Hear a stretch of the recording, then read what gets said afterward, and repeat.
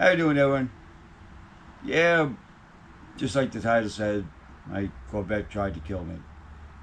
Yeah, funny. It didn't do it deliberately, but I'll get into that. So, my last video I was working on the Corvette. I was doing a wiring harness from over on the left side, passenger side to the driver's side. And my stomach had bothered me 3 years prior to this date, which was 3 or 4 days after Thanksgiving 2024. That's when we were doing that back then. So I was doing the work on the car, and my stomach bothered me, and I told my brother, take me to the hospital. I had something wrong. Like I had said, 3 years prior, I had issues. So we go off to the hospital. Go to the emergency room. So you're sitting in the emergency room. The guy calls me in, so I go in there. I come back out. They go through their checklist of their preliminary check, and apparently they called me back in. See, at this point now, I don't remember. My brothers are telling me what happened. So what happened is I'm going to the room in the back, and it's a code blue MRI, and my brothers knew that that was most likely me. So the MRI pictures come back. Now I'm in there hours, and comes back. Normally your artery is about 3/4 inch round. The artery comes out and it goes down to your legs, splits off to both your legs. Well, mine was stretched out to fill my inside, so it was almost 2 inches round, as my brothers told me. So my vascular surgeon, the team, everybody got together. They were getting ready to go in to do an operation. They were going to put a stent on the inside and the outside the artery. They were going to replace, put a Y fitting in me, connect my other leg, and do a bypass to my left leg. All right. I didn't know that, but that was the plan. So in the middle of the night, on the day and a half in, apparently it burst. So that's an aortic aneurysm. And if anybody knows, they're only 1 or 2% survival rate. So fortunately for me, I was in the right hospital at the time, Stony Brook. So they take me in. Well, it burst. They take me down into the operating room. So in all that time, I'm dead. Dead as a doornail. They get me down into the operating room. They took however long that took to cut me open, to start sealing things off, to try to get me to get stable again. They do the procedure.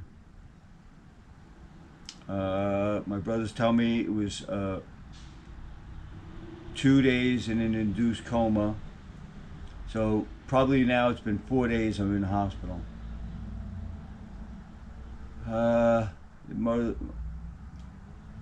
Just prior to going to the hospital, I was just going to get my teeth done.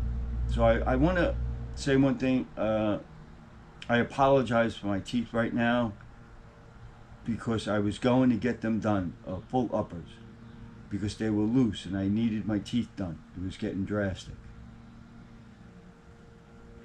And I had set this up. We had it all prepared. and this happened. So my surgeons, they have to remove your teeth. They can't have your teeth loose, so they had to remove. So I have every hose in me, the bed's shaking. My brothers were telling me it was just a horror scene. So after 3 days, they were going to wake me up. So they woke me up, and I have faint memories of it. But I said I thought my brother got up to leave, so I was going to get up and leave too. So I started to rip the hoses out of me to get out of bed to leave, which I couldn't even move. I was paralyzed. What had happened is when you're on the operating table and you lose a lot of blood, like I said, I went through 50 units of blood. It's almost 5 gallons. And that's more blood than anybody's ever known. And I wake up and I'm 113 pounds. I was 160, 55, 60 when I went in. Here I am, 113. Because all your blood squeezes out of you, all your muscles shrink, everything shrinks. My leg was completely emaciated. It was a bone. I couldn't move it. Couldn't move it at all. So when I woke up, I was in pretty much bad shape. It took me 3 months in the hospital. They had a special walking device. One was a Sarah Steady, which was really cool when you get used to it. I mean, the first time they wanted me to get into it, I looked at the doctor and said, I'll die getting into that. Which later on it became my friend. And then they put another walking machine. If I have a picture, I'll throw it up if I come across it. Which was really great. You sat on the thing, you kind of had these straps around your butt and hooked up, and you hit a little button and it picked you up, and you got you set, and you could walk with your weight off you.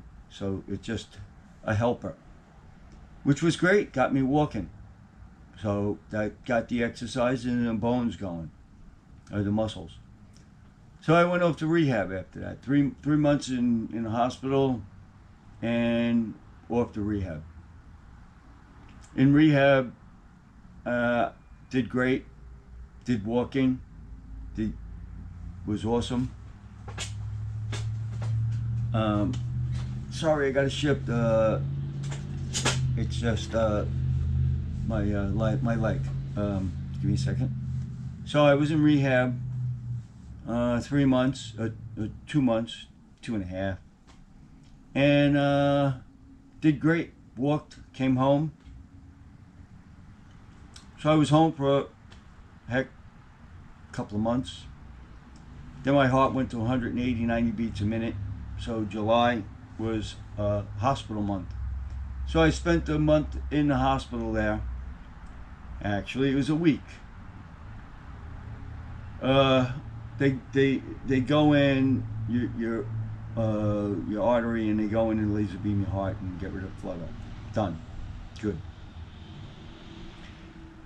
I'm home for a couple of days, and all of a sudden my heart rate went 64/60. Back to the hospital. I'm in there for 3 or 4 days, and I'm coming home now. Bear in mind, I got IVs now, because some work, some don't work. They got to redo and redo. I got black and blues all over me, really, really bad.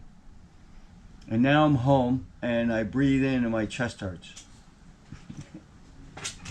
Go figure. So here I am.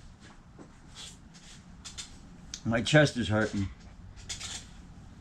every time I breathe in. Go back to the hospital, pneumonia.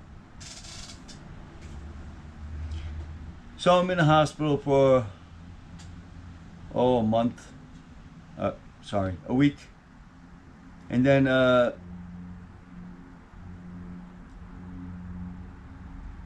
they have to put you on antibiotics, which is really bad. The antibiotics are nasty. they really hurt. You take everything out of your stomach, and then your digestive system is shot. Then I had to take probiotics, and it took about a month and a half before I was right. And if anybody knows about antibiotics and diarrhea, I'll end it there. So I'm home now, and we're going to set up for the oblation. We're getting at the end of the year now. We're going to set up the oblation. They got to go in both sides, laser beam your heart, and take care of the AFib. Because we got to take care of the AFib now. Well, after a couple of visits, I go back to my vascular surgeon. She's like, she's doesn't like the echo on the angle on the curve here going over my bypass. It's kind of kinking. Can't take you up the blood thinners. It might cause a clot. So we have to go in and extend it and make it better. And that's what she did. 3 weeks later, I go to pain management, which is a good walk. And then I come back, and next morning I wake up. Sure enough, I got a boil this big on my hip. Great, staph infection. Go in the hospital, take care of that. Another operation, they got to clean it all out. And oh God, that was a horrible thing. Ugh, what I had to do to keep that clean. Huh. And they got to put a PICC line in, and you got to do squeezy balls. So a PICC line is, the line that goes in all the way to before your heart in your artery. So I got that. Great.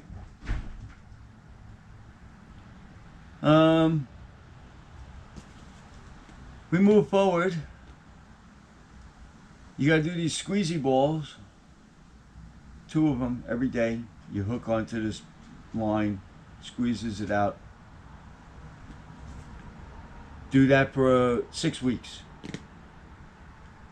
Then they come and they remove the PICC line. So that's all done. Now we move on to doing the oblation. So now we just got done doing the oblation. It's been 2 months because we can't do the hernia until 3 months after the oblation to take me off the Eliquis blood thinner for 2 days before the operation. So all of that's on target and going. All good.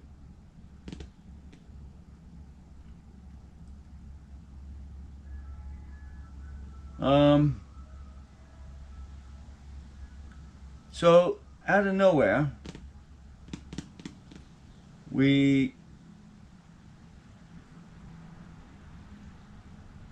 realized we had a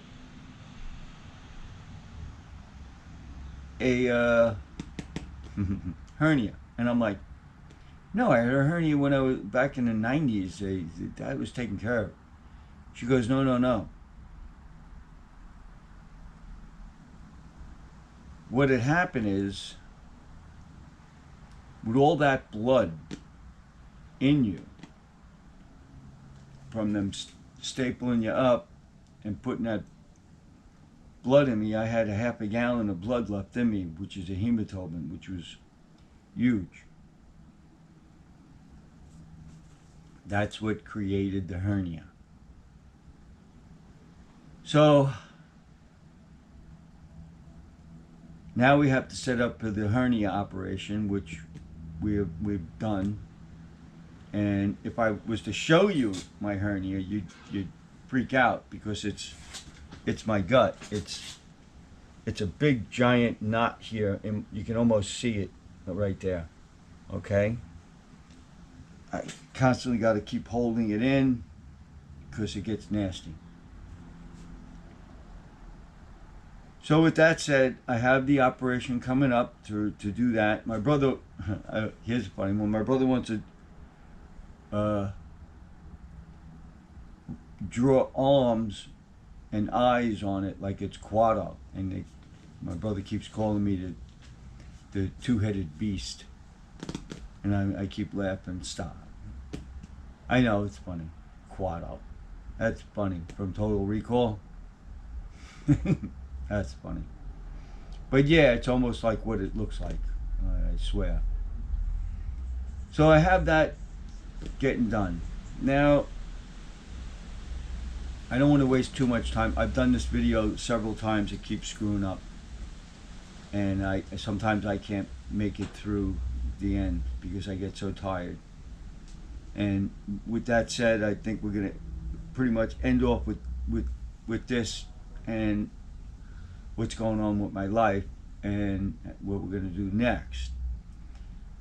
I have to clean this room up first. This place got to get cleaned up. So I can't do that until after I get this operation done and I get stronger. But my brother will clean it up so we can do the rest of the videos on the kingdom. Like I said, you know, I was in an accident prior to this way back years ago. Sorry about that. Years ago with my other car. I got hit on the door. And I thought I broke my neck and died on that one. But lo and behold, I was still here. And that's another story unto itself. For right now, with this one, again, this time I was dead as a doornail and had plenty of people to be witness to it. So, I will be doing the Kingdom videos next. I am going to finish up on the Corvette. Sorry, that'll be the next video. So after I post this, I'll do the Corvette, finish up on the wiring harness on that, because I got a lot to show you with that. And then we're going to do the Kingdom, and then later, when I get better, we'll start doing the toy videos. So the toy videos are going to come, because we do have, we got to sell this stuff, so I want to get a booth and put everything on video and send it to the booth for sale and do it that way. I mean, the stuff we come up with. I mean, my brother came up with the Princess Di Beanie Baby, and then the other millennial one with the millennial spelt with 2 N's. Yeah, so there's a just keep coming up with this stuff. Again, it's been over now 20 minutes, so I'm gonna cut this short now. Sorry, I gotta stand up here a second. Gotta get the blood flowing in my leg. Yes, I've been out here now an hour, an hour and a half, 2 hours doing this, so I'm tired right now. And I'm gonna go in. I want to thank everybody out there. You know, God bless all of yous, and you know, give me a thumbs up, subscribe, and hey, if my story was interesting and sparked a conversation, just leave in a comment. We're all pretty much here for a reason. You know, we all have to look at it like that. Everybody, every one of you. And with that said, God bless again, and I will catch you on my next video. And yeah, I'm not gone. I'm here. We're gonna keep this going. So 17 of you out there that this matters to, it's coming. Don't worry. I hear you. I don't think I don't.